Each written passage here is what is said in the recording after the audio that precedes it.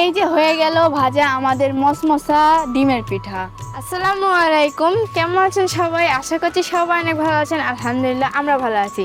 অনেকদিন পর অনেক ইচ্ছা করছিল ডিম পিঠা খাইতে, এই জন্য আম্মুকে বললাম। তো আজকে আম্মু ডিম পিঠা বানাচ্ছে, এই জন্য সব কিছু রেডি করে নিচ্ছে এই কাওয়া, আর আমি নিচ থেকে দুটা ডিম নিয়ে আসলাম।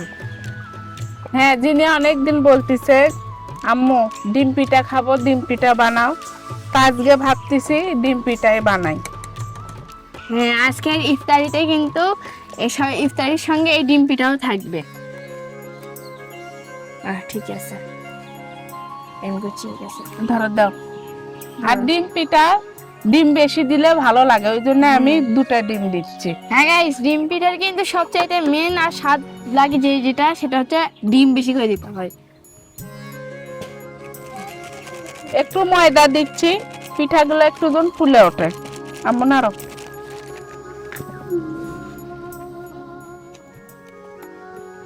পিঠের ডোটা আমার তৈরি হয়ে গেছে, এটা আমি এখন রেস্টে থবো। ভালো হলে ভিজলে পিঠা করলে একটু ফুলে ফুলে উঠবে থাকে। আর এইদিকে পিঠা ভাজা প্রস্তুতি চলছে, এই বাটি তুলে দিচ্ছি আমি চুলার উপরে। সরিষার তেল দিয়ে আজকে আমি ডিমের পিঠা করব।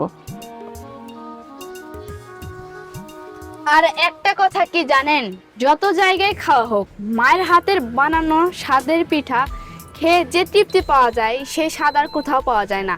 কারণ মা যে খাবারটা রান্না করে সে রান্নার ভিতরে অনেক মায়া, মমতা, স্নেহ, ভালোবাসা থাকে। আমি এখানে রাখো, তেল গরম হোক। বিসমিল্লাহ করে দাও, যাতে পিঠেটা খোলে আর খাতে যেন নরম লাগে। দেখি তো, দিই তো। বিসমিল্লাহ। তোমার হাতের পিঠে তো সব সময় ভালো হয়। এখনো হয়নি বাবা, হোক, আগে হোক।